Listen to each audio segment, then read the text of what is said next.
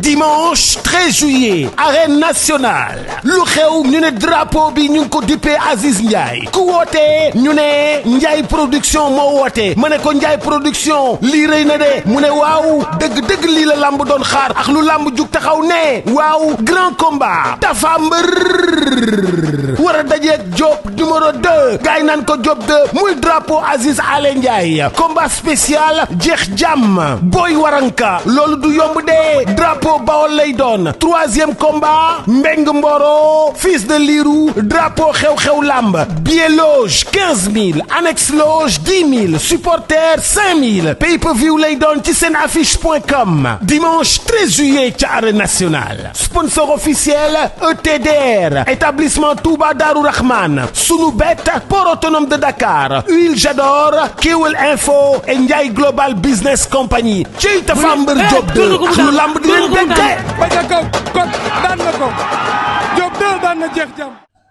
jërëjëf mbokk yi yéen ñuy seetaan ci naataange lamb ji ak Bollé TV comme niñ ko faral di defee rek tey ñoo ngi fii ci Médina marché Fass marché Fass ci Bawol fitness muy salle bu mag a mag bu nekk fii ci marché Fass fii lañ fekk champion bu mag bi muy Ndiaye Tine frère ci Tapha Tine ñëpp xam ko ci làmb doonul ku ñuy présenté ñu leen di nuyu bu baax a baax yéen internet yi ñuy seetaan di leen ziar di leen jaajëfal bu baax a baax di nuyu ku mel ne Sa Touba mu Serigne Saliwa di nuyu petit promoteur bu baax a baax di ko nuyu bu baax di ko ziar moom sama waay la tey ma fekk fii Ndiaye Tine petit frère di Tapha Tine ñu fas yéene waxtaan ak moom ci làmb ci carrière am ndax gis nañ bi mu gëjee bëre xaw na yàgg depuis calaf bi daaw ren mën naa ne année balance na parce que saison bi jeex na te amagul combat ba tey Ndiaye nuyu naa la bàyyi nga nuyoo ak ñuy seetaan.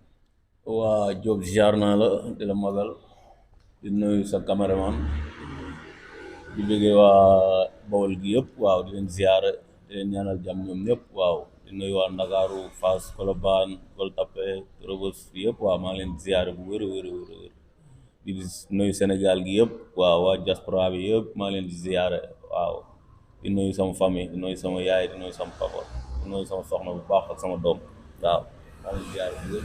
jërëjëf Ndiaye nuyoo bi am na solo ñu gis daaw nga duggoon ci kalaaf bëri ci 3 combats 2 victoires ak benn défaite ñu gis boobu ba tey amaatagoo combat lan moo waral toogaay bi.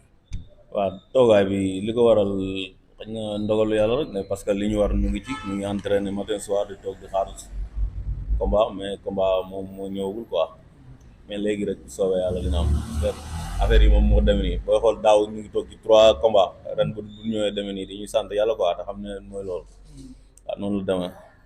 ñu gisoon daaw nga dugg ci kalaaf lan moo waraloon kalaaf bi. waaw war a bëre rek war cee bëgg rek bokk ci loolu la rek du leneen bokk ci suñuy naataango rek waaw loolu la du leneen loolu la rek waaw. ñu gis la nga bëre ci kalaaf bi am ci bëre ci 3 combats am ci 2 victoires ak benn défaite ndax kalaaf ak bëre combat yi c'est normal ni est-ce que ñoo yem préparation. waaye lépp booy xool loolu sax moo tane parce que chaque jour yaa ngi ci préparation yi booy xool bëre kalaaf moo gën a neex pour man parce que chaque jour da ngay entraîné chaque jour yaa ngi waajal. te mbir moom daa war di waajal fu mu toll daa war di waajal di compétir parce que loolu mooy affaire bi quoi waaw noonu la demee.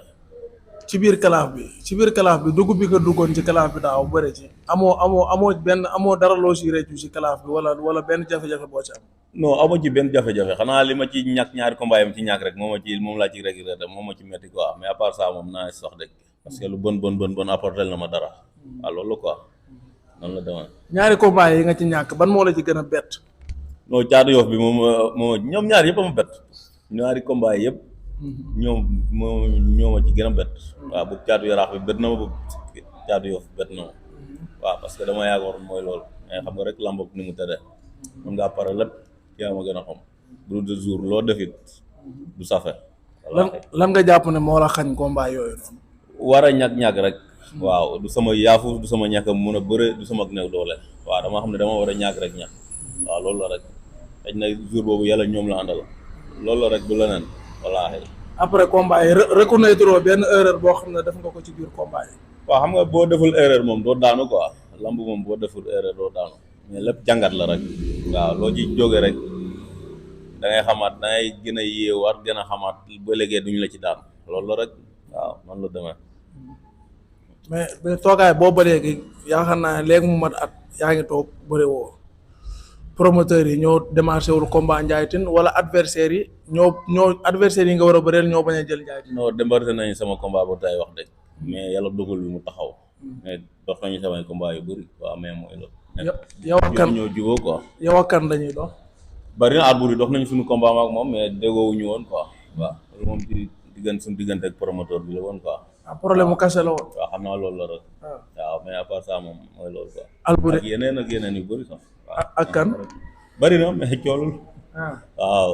mais instant bii nii làmb ji mu ngi waaj a tëj te ku ne xam na ne saison bi octobre lay tijjiwaat te Ndiaye Tine war naa bëre léegi yow yan adversaire nga jàpp ne war ngaa mën a bëre ak ñoom. waaye man bari na adversaire man kay lamb ji dama yaakaar ne maa ci adversaire man képp ku dut bawol bawol rek pare naa pour bëre ak yow waaw noonu la demee képp ku dut bawol bawol rek pare naa pour jëflante ak yow. Laay Goote keroog gis naa ko arène nationale mu ne pare na pour bëre ak yow. laay bu ma waxee laay waaye laay li ñu dox suñu ko ma wax na 15 fois mu ne fi tegul len lu leer. ci moom lay yàqoo non kay laa soxla mag ji Modou Anta waaw Modou Anta ñoo ñu jëflante ma moom. Modou Anta 10 na de. Modou Anta laa soxla. ak nu mu tudd waaju Yoof ji. Modou Dia Modou Dia bu Yoof waaw ay lamba ngi noonu yam yu neex. waaw Modou Dia day bëre day xeex. waaye lamb ju neex la maag moom Modou Dia mooy loolu lamb la. waaw lamb ju neex a neex sax ngay gis foofu. Modou Dia ndaanaan la de. non lamb la ndaanaan la kenn weddiwu ko ndaanaan la daa daan sama grand kewel dama ko war a ñëw furlil quoi. donc dama ko war a ñëw furlil ñëw daan ko. waaw noonu la demee. daan bi mu daan kewel la ngaa ñëw pour jël si revanche. waaw noonu la demee nag loolu laa bëgg. waaw. mais sa diggante ak Pambaay tamit Pambaay bu Géejawaay su ma juumul lamb la. waaye lamb ju neex moo ko tee neex. fi mu toll nii dawuma kenn. Diop fi mu toll nii mooy loolu de képp ku ci pare pour Ndiaye Tine rek. doon adversaire bu logique. pare naa pour jëflante ak yow. waaw. comme que yàqoo ci Ndiaye Tine bu soobee yàlla. instant bi nii saison bi tëj na te ku ne xam na ne Gaston Production chaque année dañuy tëj kalaaf est-ce que pare nga pour duggaat si kalaaf buñ ko bëggee. waaye pare naa kay man damaa ragal loolu man bëre mooy sama métier. bëre mooy sama métier. waaw buñ ma ñëwee fay ma lu ma jaral damay bëre. waaw noonu la demee nag waaw. mais Ndiaye du ma ñëw ba du ma fi ñëw ba dem te laajuma la Tapha Tine ana njool mi. mbër mu ngi fi mu ngi koñom. mu ngi recevoir. mu ngi ci jàmm waaw di ko nuyu soxnaam ak doomam di leen ñaanal jàmm rek. waaw mu ngi ci jàmm bu baax a baax a baax. mais dañuy xam di waajal. mais Tapha moom tamit coowul làmb chaque jour dañ ko ciy dégg mais problème mu combat am taxaw problème la. waaye comme problème mu combat rek Tapha moom combat am bi mu war a taxaw moom Modou Lo la. mooy làmb ji. leneen làmb fi lu Tapha Modou Lo waaw. gis naa Mansour Ba tamit mu ne Tapha Tine ak Sa Thiès demi-finale ku daan bëreeg Modou Lo. non loolu lépp ay wax la rek mais Modou Lo Tapha Tine mooy làmb ji. yéen pare woo leen pour bëreeg Sa Thiès bu ngeen paree ku génn foofu dem dajeeg Modou Lo. waaw léegi kay nañ jox kale nañ jox Modou Lo. li mu fi ne na ay demi-finale ak finale kay. loolu finale ak demi-finale dafay am. est-ce que moom la gënu ko arrangé la ñuy bëree Modou Lo Tapha Tine mooy làmb ji. ñoom waa Parcelles nee nañ Tapha dafa jógee ci défaite moo tax mburuwaat mënu koo jël. loolu bu doon ni da ko jógee ci défaite kon Modou Lo du agsi fi mun agsi parce que li mu jógee ci défaite bari na ñoo bëri daan waaw lamb ji tolluwul foofu quoi ñuy passage di ko nuyu grand bu baax la waaw ñu ngi koy passage di ko nuyu bu baax a baax a baax ñenn ci bool yi tamit dégg naa leen ñu ne Modou dafa ragal Tapha Tine. non du question ragal sax du question ragal mais xam nga rek xam naa tolluwaayam la ak arrangement am ku ne xam nga da ngay xool la arrangé nga def ko mais du question ragal quoi man jàppewuma ko loolu noonu la demee. mais tamit bala ñoo dem dinañ la laaj ci diggante Balla Gaye ak Siteu ñu dem ba combat bi des lu presque ay 1 mois wala matu ko ñoom ñaar ñu nekk en plein face à face ñu gis benn communiqué ñu ne Siteu dañ koy aj 2 ans ci ay affaire test de base loolu boo ko gisee loolu ba nga ko déggee loolu comme noo ko jàngatee. waaw métti lu ko trop métti lu ko trop parce que lambak ni mu mitee nga waaj ba ñu ne ay 20 jours a ci des ñu ne la sa combat dañ lay aj waaw dañ koy métti lu trop di métti lu ko trop waaw te xam ne lamb dafa métti trop waaw dem waaj ay at door a mettre 6 mois 7 mois nga ne ci àll bi di préparer dem ba ñu ne la 20 jours a ci des ñu ne la sa combat dañ la aj loolu métti gënu koo métti waaw mais sant yàlla rek waaw noonu la demee quoi di leen masaw waaw di leen wax ne na ci état bi gën a taxaw ñu fexee def tout pour lamb ji am loolu lañ leen di ñaanal quoi parce que mooy arrangement Sénégal mooy arrangement lamb ji parce que loolu bu amee it ñoom ñëpp promoteur bi di perdre mbër yi dañuy perdre waaw loolu la quoi ak ñi ci jéemoon dugal seen sponsor yi ñi ci dugal seen xaalis ak doo comprendre lépp di mujj nax saay noonu la quoi. mais ñu gën a waxtaan bu baax daal ñu xool nuñ ko mën a régler rek waaw gars yi taxaw ci ñu dem bëre làmb jooju waaw. mais 100% Bawol bi fan la tool. waaw ñu ngi ci kawam di liggéey rek waaw ñu ngi ci kawam di liggéey di nuyu mbiri Bawol yëpp képp ku ci takk ngem daal ñu ngi lay ñaanal jàmm ak salaam képp ku ci am combat yal na leen saa borom suturaal ku ci amagul rek yal na leen saa borom jox combat te xam ne Bawol amuñu lu dul làmb waaw nañu jàppale booy Bawol yi mooy loolu quoi nañu leen taxaw bu baax a baax a baax a baax kenn mënu leen wallaahi kenn mënu leen mais xam nga rek des fois ay détails yoo xamante ni mooy loolu quoi nañu jàppale booy yi bu baax a baax a baax a baax a baax wallaahi ay champion lañu yor ay mbër kaamir lañu yor mais xam nga rek ni baale yeb yi jàppale seen mbër yi bu ñu doon jàppale noonu bilaay di nga gis lu garaaw mais sant yàlla quoi xëy na lépp a ngi tourné dina ñëw bu soobee yàlla waaw di nuyu Bawol yëpp di leen ziyaare bu wér a wér a wér waaw noonu la demee di nuyu sama benn papa bu ne Pakola Mbaye Saliou Ndir maa ngi koy bëggee bu baax a baax ku son ci njaay din la waaw ak maar xel comme baas maa ngi leen di ziyaare bu wér a wér a wér ñooñu samay gaañ lañ samay xarit lañu di ñuy jàpp ci biir si njaay din bu baax a baax a baax a baax noonu la demee. waaw Père Saliou Ndir Pakola Mbaye maa ngi koy nuyu bu baax di ko ziar miinu ma ko sax mais damay dégg Bawol yi di ko sant di wax na day jàpp ci ñoom day jàpp ci seen yëf mooy loolu ñu koy sant bu baax a baax di wax na tamit nañuy jàppale mbëru Bawol yi ndax yaakaar naa ne bari nañ ay champion mais ñu ci bari ay problème mu jàppale la ñu am mais Ndiaye est-ce que jotul Bawol am 200% wala 100% bu dëgër bu mel comme Parcelles ni ñu koy defee di ànd ba dugg regroupement di entraîner ànd dem salle ànd dem din ànd contact def benn regroupement mbër yëpp. lépp ngi am lépp mën a ne parce que ñun ñëpp benn lañu waaw amuñu xaj ak seen suñu diggante waaw ñun ñëpp benn lañu ñun ñëpp boo ñu fi ci kanam tuuti boo ñu demee ñun ñëpp fekk nga ñu géej nga ñuy fekk ñuy contact suñu biir waaw mais xëj na ñooñu ni ñu amee jàppale am ni ñu leen taxawoo am ñu leen di assister mooy loolu quoi waaw mais yàlla baax na daal nañ ci gën a waxtaan bu baax gën ci liggéey bu baax a baax a baax yéene wante jàmm ñun ñëpp ñu nekk ci jàmm buñ ko defee rek léppay jaar yoon quoi waaw. côté entraînement côté bloc côté lépp mbër li mu soxla ci jàppale dafa bëri waaw mbër moom rek mënul di yóbbu boppam il faut nga am ñu ne sa ginnaaw di la pousser contact bi fii musculation bi fii mooy loolu waaw.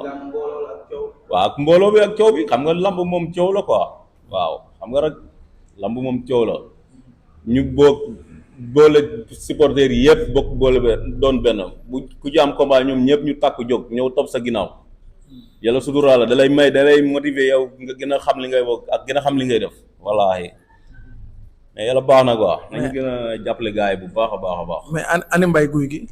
guy léegi rek ñu ngi dëggante léegi nii rek waaw même pas 20 minutes quoi xam naa léegi mu ngi daje foofu soobee yàlla. am na combat de. waaw am na combat di ko ñaanal ndam rek yàlla mi maye ndam yàlla na ko maye loolu lañ koy ñaanal. waaw parce que mu ngi ci liggéey bu baax a baax a baax a baax. waaw mais Mbaye dama gis mu signature bu bëri réaction ñu bëri mooy li muy wax du ko def Mbaye guy gi ragal la ci digg bi laay jaar ñu bëri loolu la ñuy wax. yow mi nga xam ne nag Mbaye sa doom nday la chaque jour yéenay ànd di entraîner xam nga ko bu baax a baax loo ñu mën a wax ci Mbaye. non xam nga gars yi dañuy jaawale des fois ragal ak lamb. waaw lamb mën ngaa ñëw doo comprendre ñaa bu ndaw a ngi nii lu ne def na ko fi de gis nga tey jii luñ koy waxal mais xam nga rek lamb moom doo comprendre. lu nekk na muy tere tafaare na ngi nii lu nekk gis na ko dégg na ko lu nekk gis na ko ci làmbam ak Balla Gaye mais yow yaa xam li nga xam rek xam li ne sa xol waaw xam li ne ci yow nga ñëw taxaw lu yàlla def nga xam ne noonu la quoi waaw ñëw wóone fula ak fayda yaa ma gën a xam làmb moom ñëppay daanu ku fi daanuwul amul gën a bees la rek waaw ñaabu ndaw lamb la rek lamb njaay moom mu ngi nii rek waaw ku ñu waxoon rek estafam bu d'accord rek pare na pour moom waaw. ñaa daa mel ni ñaata defet la toog ñaar la toog wala la lamb la rek lamb moom méttiwul quoi.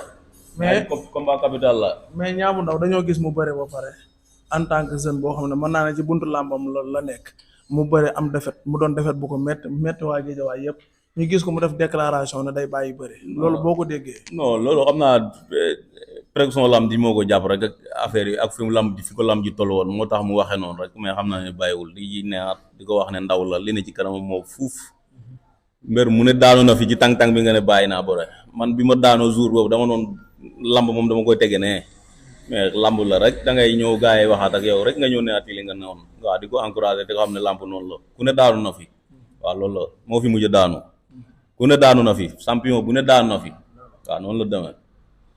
jërëjëf kon Ndiaye Tine kontaan ci yow kàddu ko mu jógee. waaw di ziar ñëpp di baalu ñëpp ak waaw di ñaanal ñëpp jàmm waaw di la bëggee yow moom it gis nañu sa taxawaay ci Bawol gis nañ taxawaay bi liggéey bi ñu ciy def rafet na trop waaw di la ci ñaanal jàmm di la ci jox nga gën cee góorgóorlu waaw yéemale ñëpp waaw yow moom mooy loolu da ngaa yéemale gars yi yëpp boo ci gis mel ni yaa moom nga bëggal rek waaye ak double dof ak nu mu tudd avocat bu Bawol Boy Thiaw ñu ngi leen di ziare bu wér a wér gis nañu li ngeen di def ci mbiri Bawol yi quoi waaw di ñaanal suñu waa écrit ñëpp ñoom Aliou Sock Sall Bambey gars yi yëpp daal waaw di ñaanal Aliou Sock dafa am combat di ko ñaanal ndam ñoom Thiely 2 Mbaye Fagala Ibulaay gars yëpp waaw di leen wax ne leen gars yi nañu leen seet si ñoom Bébé Lambaay ñagas Tafaleer gars yëpp daal bu ma limbee damay juum waaw di leen ziare bu wér di ziare Bawol gépp nag waaw di nuyu sama famille waaw maa ngi leen ziare bu baax a baax a baax a baax di wax ne kontaan naa trop Diop yow moom amal jàmm rek.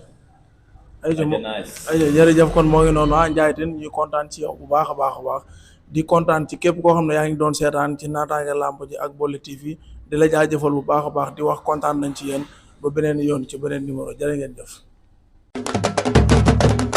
Dimanche 13 juillet arène nationale lu xew ñu ne drapeau bi ñu ngi ko dippee Aziz Ndiaye ku woote ñu ne Ndiaye production moo woote ma ne ko Ndiaye production lii rëy na de mu ne waaw dëgg-dëgg lii la lamb doon xaar ak lu lamb jug taxaw ne waaw grand combat Tapha Mbeur war a dajeeg Diop numéro 2 gars yi naan ko Diop 2 muy drapeau Aziz Ale Ndiaye combat spécial jeex jàmm Boy Waranka loolu du yomb de drapeau Bawol lay doon troisième combat Mbeng Mboro fils de Lirou drapeau xew-xew lamb billet loge 15 000 annexe loge 10 000 supporter 5 000 pay-per-view lay doon ci seen affiche.com dimanche 13 juillet ca arène nationale sponsor officiel ETDR établissement Touba Darou Rahman Sunubet port autonome de Dakar Huile Jador Kewel Info et Ndiaye Global Business Company ci Tapha Mbeur Diop 2 ak lu lamb di leen ba ca kaw